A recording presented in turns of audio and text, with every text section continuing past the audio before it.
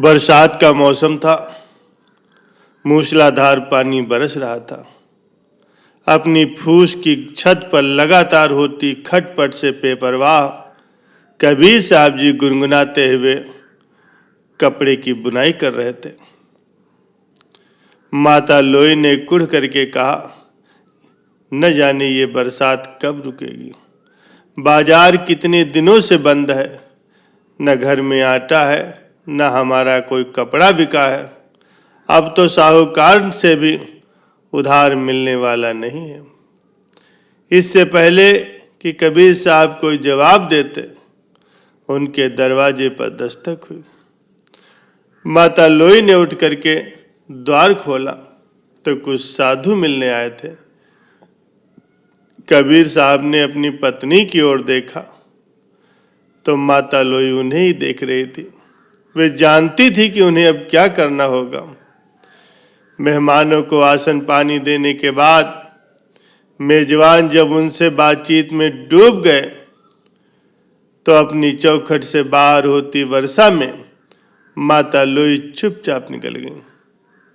थोड़े दाल चावल उधार मिलने की उम्मीद लिए वो बाजार तक जा पहुंची। कई दुकानें तो बंद थी और जो खुली हुई थी उनके भी साहूकार धंधे में प्रकृति के द्वारा डाले गए अड़ंगे से चिड़चिड़े हुए बैठे थे। वो पूछते, क्या दमड़ी लाई हो? माता लोई सिर हिला देती। वे पूछते, कब चुकाओगी? माता लोई जवाब देती, जब कोई हमें चुकाएगा।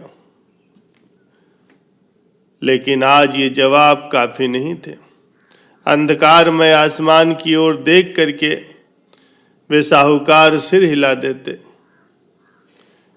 क्योंकि किराना खरीदने के लिए उन्हें भी नगद की जरूरत थी।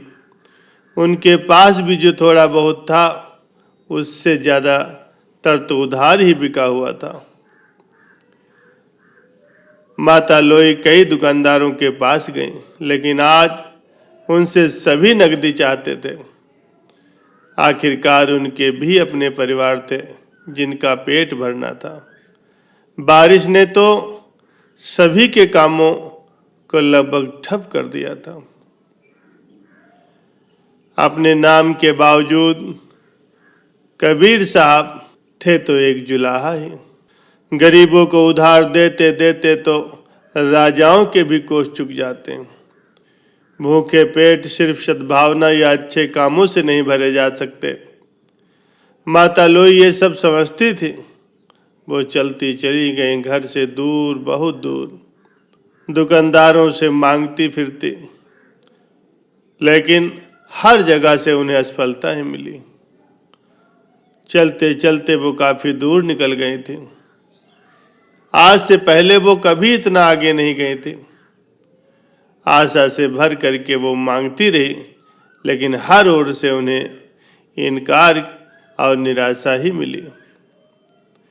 एक साहूकार जिसे वो जानती तक नहीं थी, उधार पर राशन देने के लिए मान गया, लेकिन इस शर्त पर कि वो रात उसके साथ बिताए।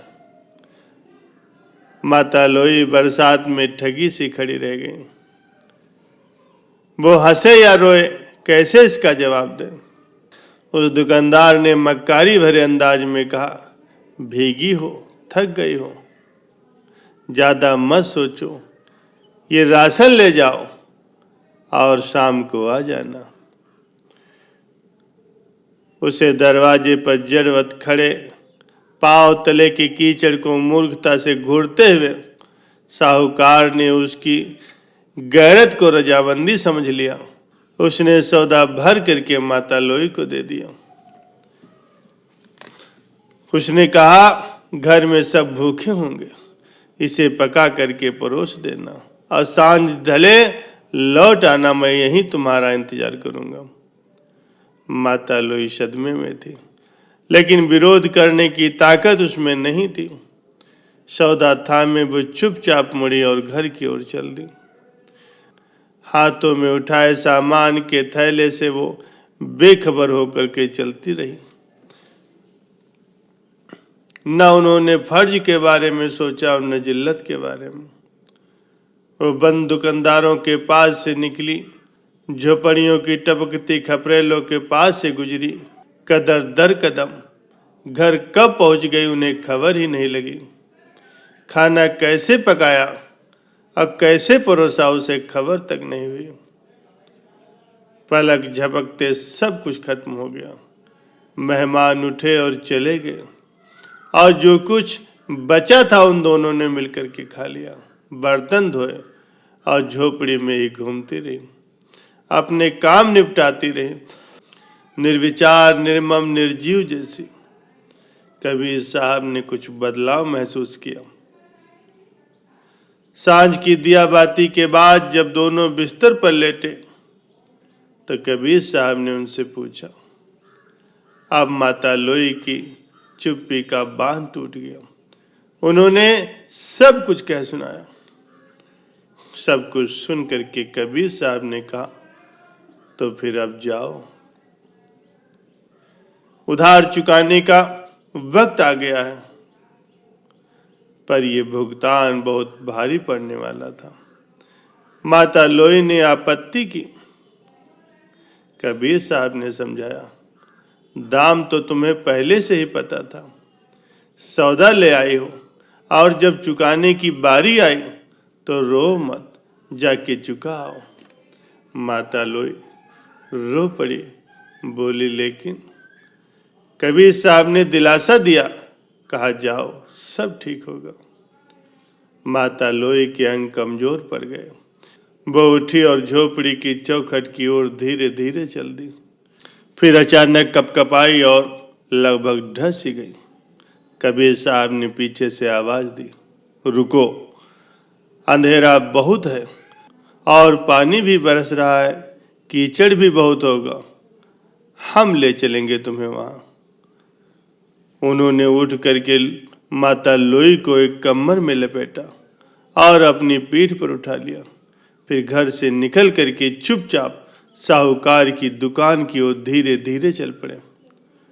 वहां पहुंच करके उन्होंने माता लोई को उतारा और दुकान के बाहर खड़े होकर के इंतजार करने लगे। माता लोई ने दुकान के मुहाने पर पड़ी चिक को उठाया और अंदर अंधेरे में चली गई। दुकानदार जाग रहा था। उम्मीद ने उसकी नींद चुरा ली थी। आहट सुन करके उसने कहा, आ गई? माता लोई बोली, हाँ। वो बिस्तर से तीर की तरह उठा और दिया जलाने के लिए अंधेरे में टटोलने लगा। उसने दीपक जलाते हुए कहा, कीचड़ से सन गई होगी, कोने में पांव धो के यहाँ खाट पर आ जाओ।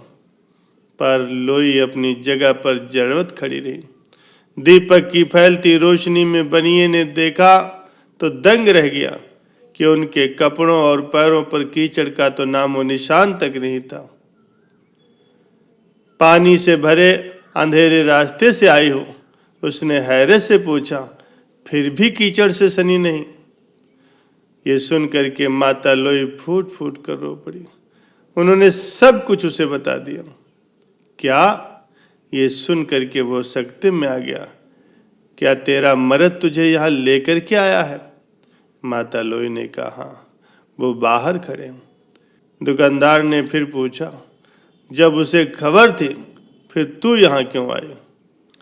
बनिए ने चकित होकर के कहा, और वो तुझे यहाँ उठा करके भी लाया है? आखिर क्यों?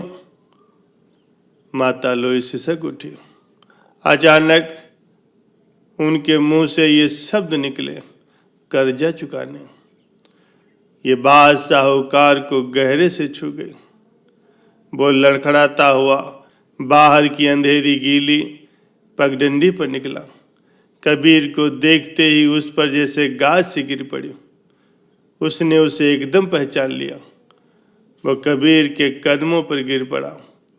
माफी मांगने के लिए उसके मुंह से एक शब्द तक नहीं निकला। उसका गला रुंध गया था। कबीर समझ गए।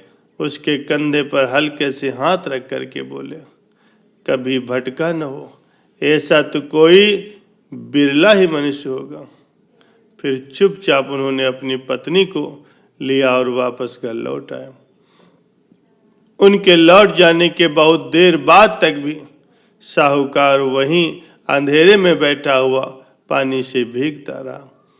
रात लंबी थी, अकेली थी, लेकिन वो खुद से और अपनी दुनिया से तृप्त जैसा लग रहा था। मगर ग्लानि उसके दिमाग को एक भंवर की तरह से चक्कर में डाले हुए थी। कभी वो अपने जीवन के बारे में सोचता और ये सोचता कि जो हो रहा था वो क्या सब ईश्वर की मर्जी से था, और उस बारे में सोच रहा था कि जो हुआ, रह रहकर उसके गालों पर गर्म आंसू लुढ़क आते। भोर हुई, वो उठ करके खड़ा हुआ और कबीर साहब के पास जा पहुंचा, उनका शिष्य बन गया और फिर जीवन भर उन्हीं को समर्पित रहा।